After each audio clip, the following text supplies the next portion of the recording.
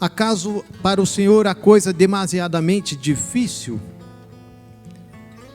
Nós vamos falar a respeito de um Deus de impossibilidades. O nosso Deus é um Deus de impossibilidades. Essa mesa que aqui está, que representa a morte e o sacrifício de Jesus, era algo que não era possível. E nós vamos entender nessa noite por que não era possível. Porque era um propósito e um projeto que Deus tinha para a minha vida e para a tua vida, de nos resgatar. E muitas coisas aconteceram, não foi nada fácil. Nós vemos a história, lemos a Bíblia, vemos os acontecimentos, e parece que tudo foi muito simples, muito fácil, mas não foi fácil. Teve que ter a intervenção de um Deus que é poderoso.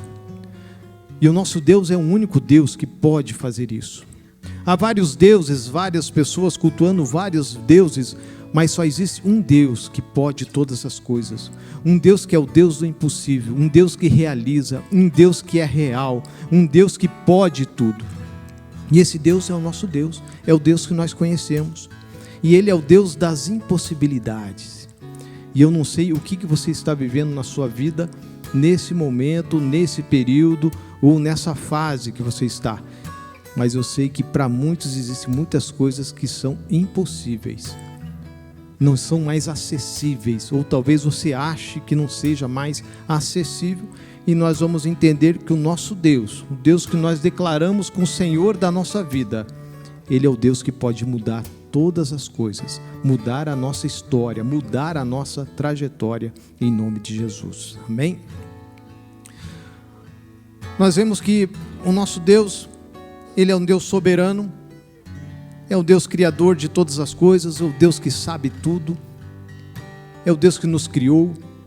E Deus, quando criou o homem e a mulher e pôs no jardim do Éden, Ele deu para o homem tudo, todo o domínio sobre os animais, sobre a terra, a responsabilidade do homem de dar nome às coisas, e tudo estava na mão do homem. O homem era a imagem e semelhança de Deus, o homem era como Deus, era eterno.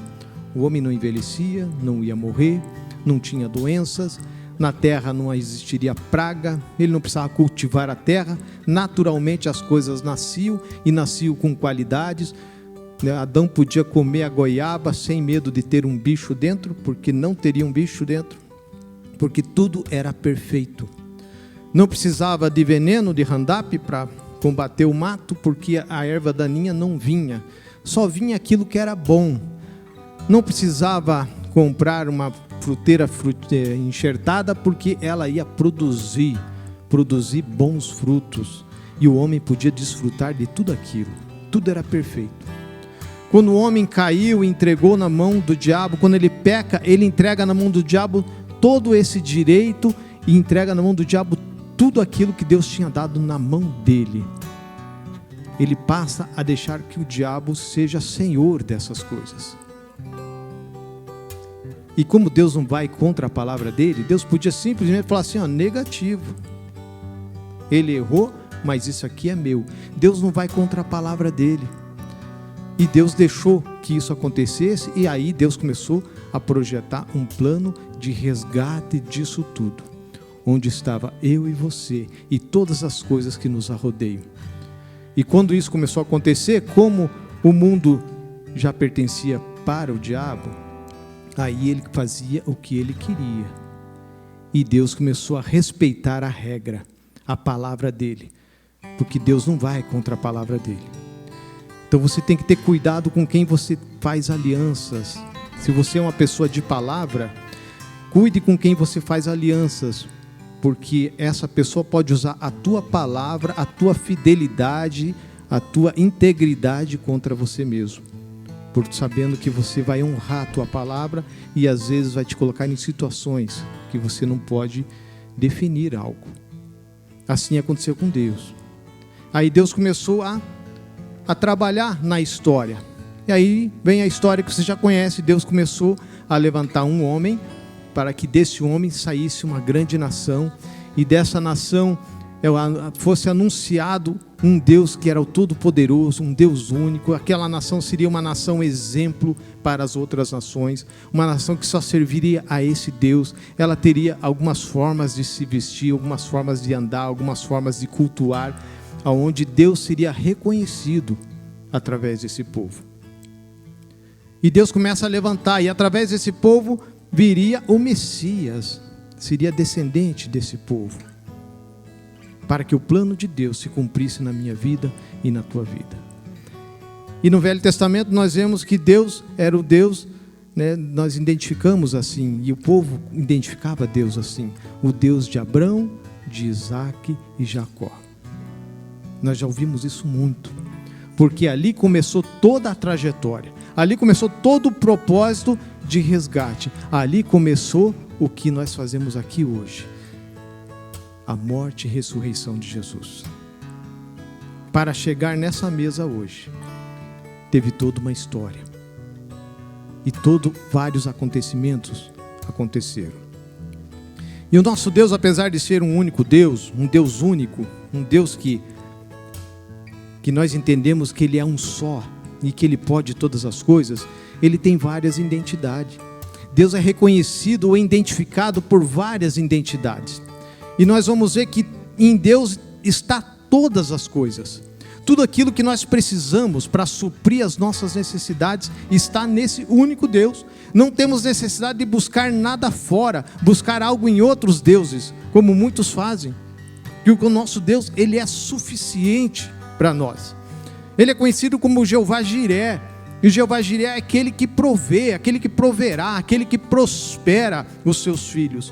É o Deus que age na nossa vida financeira.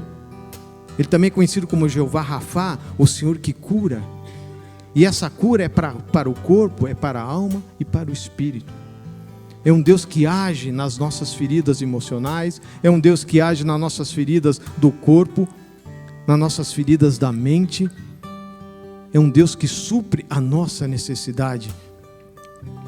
Jeová Nissi, que é a nossa bandeira, e Ele se põe como nossa bandeira, dizendo que nós somos povo dEle, que Ele é Senhor da nossa vida, que Ele administra esse povo, que nós possamos olhar para Ele e entender que Ele é a autoridade máxima, e que nós fazemos parte desse povo que Ele levanta. Jeová Shammah, o Senhor está aqui. E Ele está aqui nessa noite também. Ele está onde você está. Aonde você invoca o nome dEle, Ele se faz presente. Ele está em todos os lugares. Ele sabe de todas as coisas. Ele pode todas as coisas. Porque Ele é o Jeová Shammah. Nossa, mas um Deus com tantos nomes? Mas é um só, porque tudo está nele. Jeová Shalom, a nossa paz. Ele promove paz em meio a tantas confusões que vivemos, a tantas tribulações, momentos difíceis, e mesmo assim nós podemos ter paz em Deus, porque Ele é a nossa paz. Jeová Sabaote, o Senhor dos exércitos, Ele é aquele que luta por nós, é aquele que guerreia, é o nosso general, aquele que vai à frente, aquele que garante a nossa vitória, aquele que define que nós vamos chegar no final vitorioso, e como Ele fala na palavra dEle, que seremos mais do que vencedores em Cristo Jesus. Jeová Elohim, o Senhor é o Deus de Israel, e nós somos a Israel de Jesus, do Senhor. Jeová Kadesh, o Senhor que santifica, é aquele que nos separa, aquele que nos separou do mundo, aquele que nos separou para Ele, para as coisas dEle. Jeová Raá, o Senhor é o meu pastor, é o meu guia, aquele que me protege, aquele que me conduz a verdes pastos, aquele que supre a minha necessidade. Emanuel, Deus conosco, o eu sou, quando Ele se identifica para Moisés. E quem é o Senhor? Quando eu chegar lá no Egito e falar para o povo, quem é esse Deus que falou comigo? E falar, eu sou o que sou. Deus está falando assim, eu sou tudo o que eles precisarem, eu sou tudo o que eles necessitarem, está em mim. Qualquer coisa que precisar, está em mim. Não precisa buscar em nenhum outro Deus, não precisa buscar em nenhum outro lugar, porque eu sou para vocês o que vocês necessitam. E o eu sou está nessa noite aqui. E Ele vai suprir qualquer necessidade, seja grande ou seja pequena.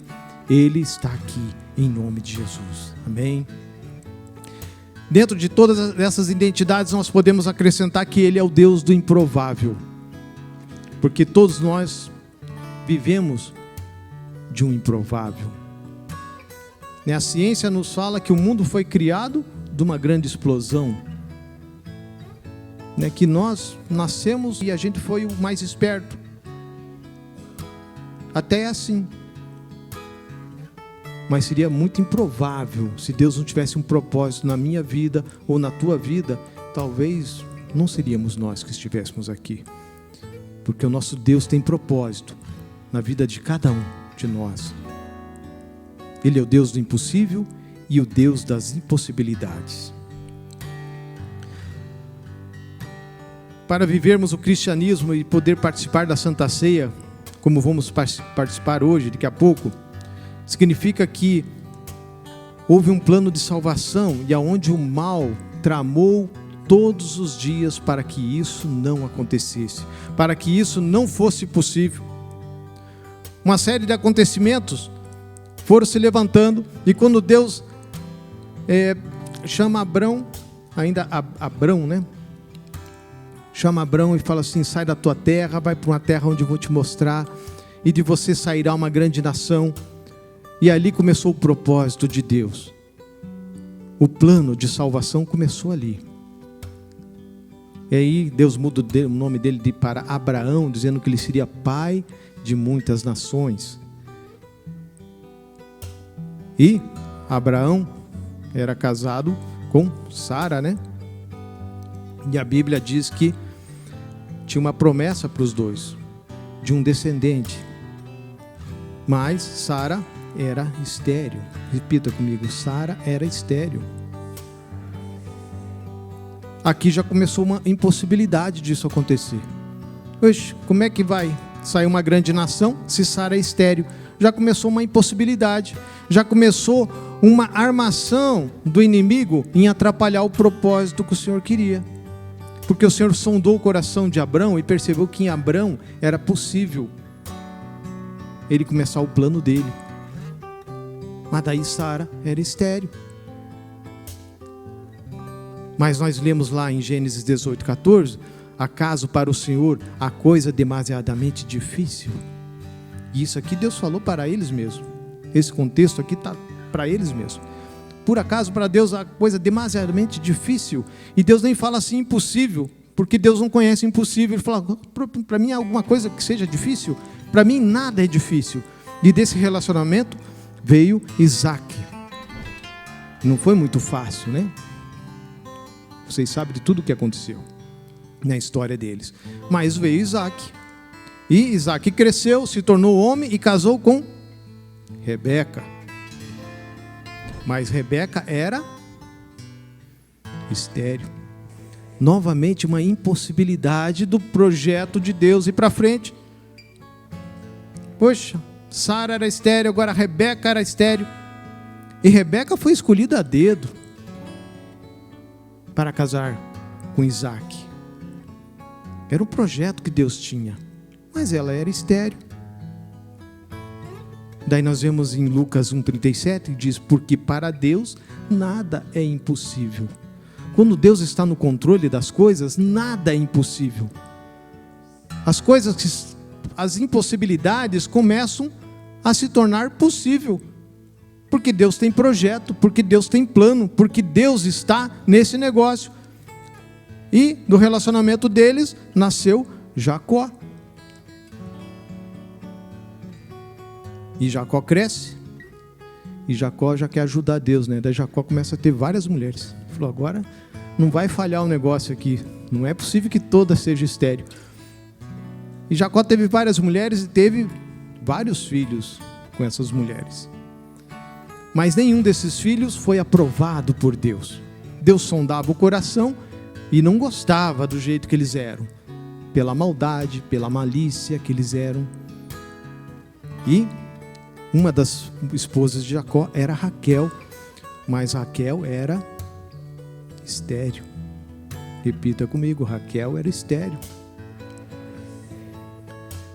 Aí fica difícil, porque o Deus que é reconhecido como Abraão, Isaac e Jacó tem uma impossibilidade grande nesses três. Mas mesmo assim, em Lucas 18, 27 diz: o que é impossível para os homens é possível para Deus. Glória a Deus por isso. Aquilo que não é possível para mim, nem para você. Talvez algumas pessoas se aconselhem comigo e eu percebo que eu não posso fazer nada pelaquela situação. Mas para Deus, nada é impossível. E graças a Deus que não depende de mim muitas coisas, né? É Deus que age e Deus faz. Aí, Jacó e Raquel tiveram um filho chamado José, que depois se tornou um imperador, um governante do Egito. Aí vocês lembram da história de José do Egito. E ali começa toda aquela história que ele prosperou, que ele administrou de tal forma que quando houve fome na terra, né, o Egito superou aquilo e ainda deu alimento para todos os povos vizinhos. E daí sua família migrou para o Egito e o povo hebreu começou a crescer demais naquela nação. Durante muitos anos viveram lá e se tornaram uma grande nação, que era a promessa do Senhor. Os egípcios, com medo disso tudo, escravizaram eles, com medo que eles dominassem o Egito, e escravizaram eles por 400 anos. E assim começa toda a história que vocês lembram, que é as pragas, é a travessia do Mar Vermelho e o deserto de 40 anos até a Terra Prometida. Uma história de impossibilidades, onde Deus traça um plano, onde existiam muitas impossibilidades, onde o povo que cresceu se tornou cativo. Um povo que começou a esquecer dele com o tempo. Mas Deus não esquece da sua promessa. Deus não esquece do seu propósito e do projeto que Ele tem na minha vida e na tua vida.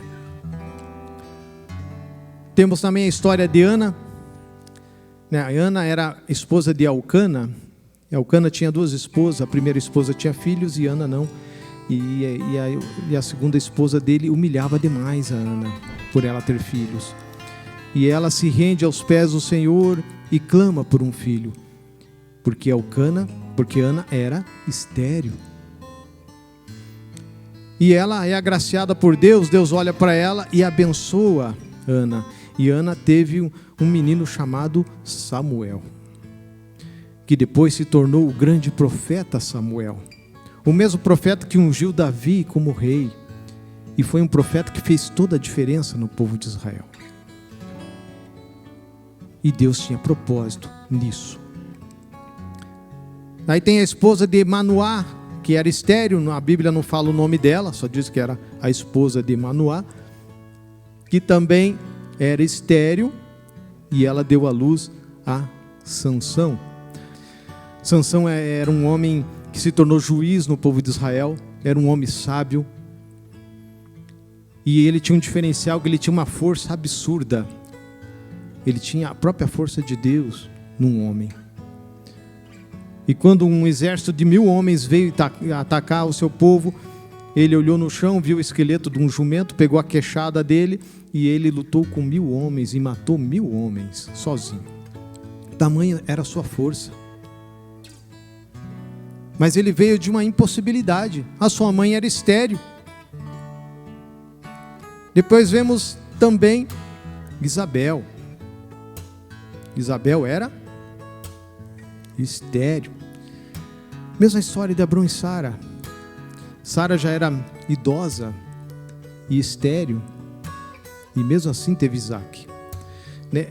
Isabel também já era idosa e também era estéril, mas mesmo assim o Senhor a visitou e ela teve um menino chamado João, que mais tarde se tornou conhecido como João Batista, aquele que abriu o caminho para Jesus. aquele que veio anunciando o Messias de primeira mão, aquele que batizou o próprio Jesus.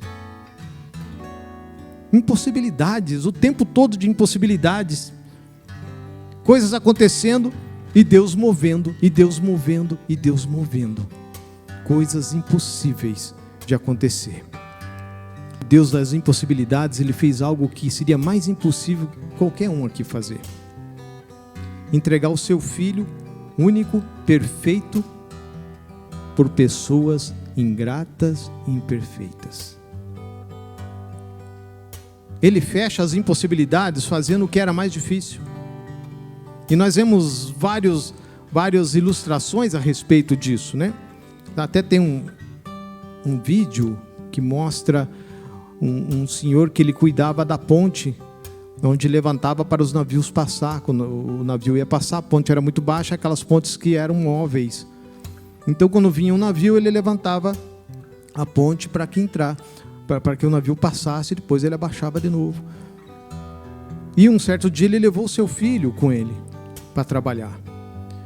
E de repente ele escuta lá a buzina do navio e ele começa a levantar o mecanismo. E aquele mecanismo, depois que levanta, não tem como parar, porque senão o navio afunda, afunda. E ele percebeu que o filho dele não estava do lado dele, e ele corre para ver onde está. O menino tinha caído dentro da casa de máquinas, onde tinha todas aquelas engrenagens que levantavam aquela ponte. E a única maneira de salvar o menino era parar aquela ponte para que ele tirasse. Mas o navio já estava passando, e aí ele olhava para o navio com milhares de pessoas dentro, e olhava para o seu filho e pensava: salvo o meu filho ou mato todo aquele povo? E ele decidiu deixar o filho. E o navio passou, alguns acenavam para ele, outros nem olhavam na cara dele, ou talvez alguns até xingavam ele, e nem sabiam do que aconteceu. É uma ilustração que ilustra mais ou menos o que Jesus fez por nós, quando Deus entregou o seu Filho por nós. Muitos nem perceberam, muitos são gratos, muitos não são, muitos não perceberam o sacrifício, muitos não entendem o que significa essa mesa da Santa Ceia. Muitos não entendem nem o propósito que Deus tem, mas Deus tem propósito nas nossas vidas. Nós vemos em 13:6. E Jesus contou a seguinte parábola: certo homem tinha uma figueira plantada em sua vinha, e vindo procurar fruto nela, não achou. Então disse ao homem que cuidava da vinha: já faz 3 anos que venho procurar fruto nessa figueira e não encontro nada. Portanto, corte-a, porque ela ainda está ocupando inutilmente a terra. Mas o homem que cuidava da vinha respondeu: Senhor, deixe ainda este ano, até que eu a escave ao redor dela e ponha estrume. E se vier dar fruto, muito bem; se não der fruto, o Senhor poderá cortá-la. Isso aqui é o que Jesus tem feito conosco na nossa vida e na nossa história. Éramos infrutíferos, ocupando um espaço desnecessário, que poderia ter algo diferente naquele lugar. Não produzíamos nada. Uma árvore que não tinha propósito, e assim era a nossa vida, ocupando um espaço sem propósito, sem sentido.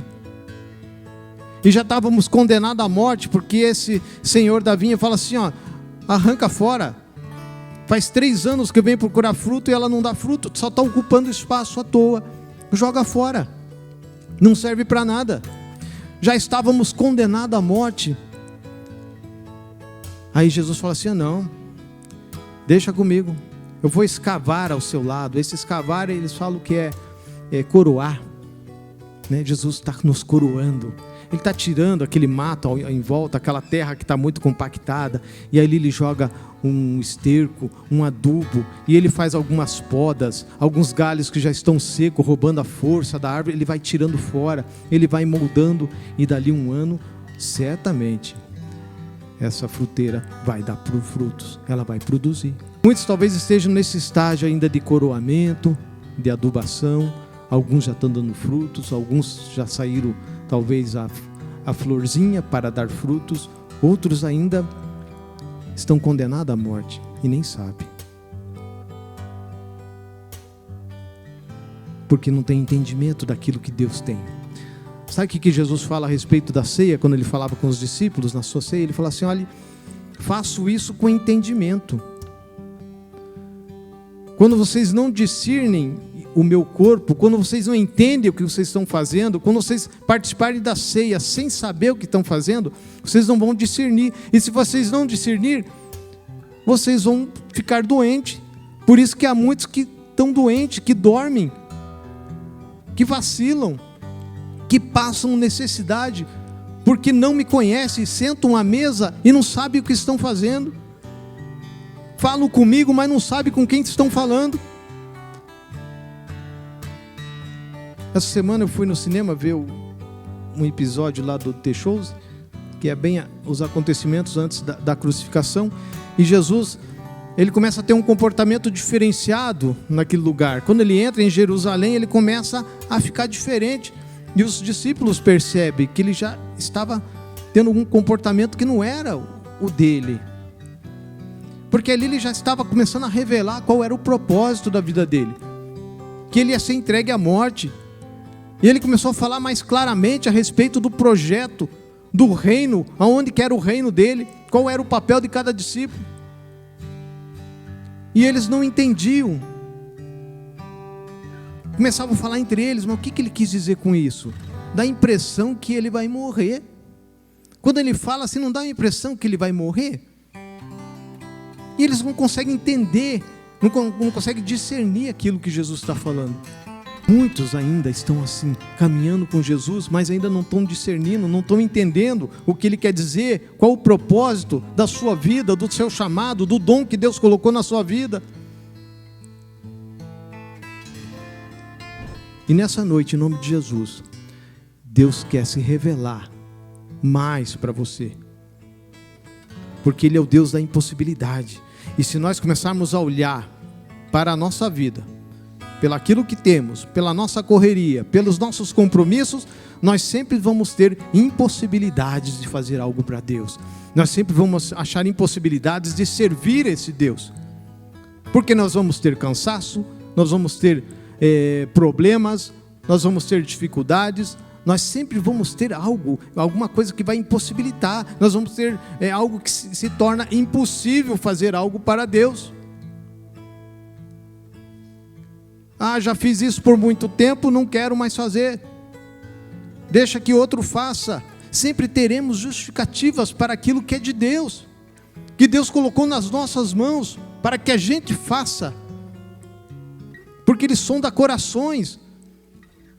E quando olhamos assim, poxa, mas fulano podia fazer também, ciclano podia fazer, só eu. Deus sonda corações, Ele fala assim, eu não quero que fulano faça, eu quero que você faça.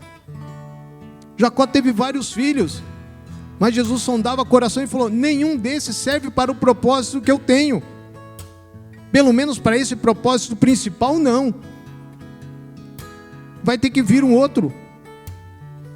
E sondando o coração de Rebeca, eu sei que pode vir dela, mas ela é estéril, impossibilidades, desculpas, então vamos ter que abandonar o projeto, não vai dar certo, não será possível. Mas nós servimos o Deus do impossível, o Deus que tudo pode, o Deus que tudo realiza.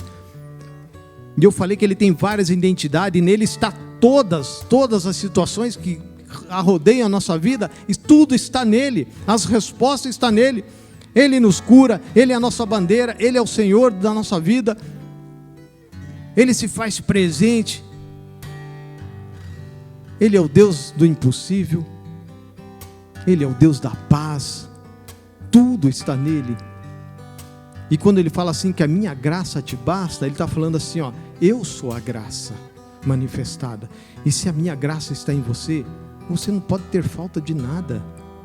Você vai ser suprido em todas as áreas da sua vida, independente do que aconteça. Eu sou com você e te torno vitorioso. Por acaso ao Senhor a coisa é demasiadamente difícil? Porque para Deus nada é impossível, e o que é impossível para os homens é possível para Deus. Amém. Qual que é a tua impossibilidade? O que tem sido a impossibilidade? O que está sendo impossível para você? O que está sendo empecilho na tua vida hoje? Nós lemos que Ele é um Deus que se faz presente, é um Deus que está aqui, e Ele está aqui nessa noite. E antes de participarmos da ceia, Ele quer fazer algo na tua vida, em nome de Jesus. E se há alguma impossibilidade, algo que te atrapalha, seja na tua vida espiritual, na sua vida material, na sua vida sentimental,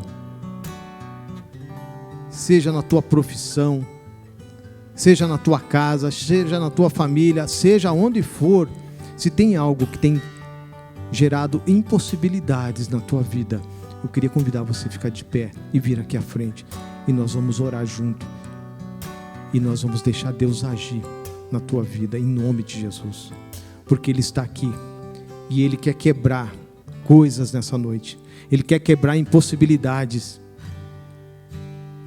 Ele quer dar filhos, Ele quer dar frutos, Ele quer te tornar frutífero, Ele sonda corações e Ele sabe. Algumas dessas mulheres queriam ser mãe e pediram ao Senhor, outras queriam, mas não pediram, e mesmo assim Deus sondava corações e deu.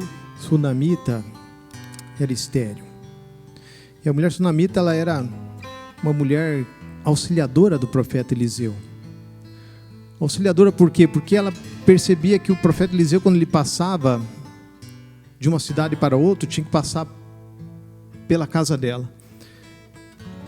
E ela falou para o seu esposo: poxa, cada vez que ele passa aqui, às vezes ele para, eu dou água, uma comida, mas a gente podia fazer um anexo para ele aqui. Quando ele viesse, ele podia dormir, descansar, porque ele é homem de Deus. E foi feito assim. E Eliseu percebeu que aquela mulher não tinha filho, mas ela nunca reclamou, nunca pediu e nunca comentou. E ele começa a orar para que ela tenha filho, mesmo sem ela pedir. E ela teve um filho. E a história diz que passou-se um tempo, depois que o menino já estava um pouquinho maior, o menino morre, do nada. E ela procura o profeta e fala assim: ó, eu nem pedi, Deus me deu, mas agora que me deu, também não quero perder mais. Eu não pedi para ter, mas também não vou aceitar perder. E o profeta ora sobre aquela criança, e aquela criança volta à vida. Porque Deus realiza sonhos, projetos. E Deus está aqui nessa noite para fazer isso. O Deus do impossível. E se você crer, você vai sair daqui com a tua vitória, em nome de Jesus. E você vai poder participar dessa ceia com discernimento, entendendo qual que é o propósito da morte e ressurreição de Jesus. Porque muitos ainda não entenderam a morte de Jesus. E se não entendeu a morte, nunca vai entender a ressurreição. E a ressurreição está a graça manifestada, o propósito cumprido e o plano de salvação alcançado para as nossas vidas. E através da ressurreição, tudo nos tornou possível e acessível em nome de Jesus. Amém?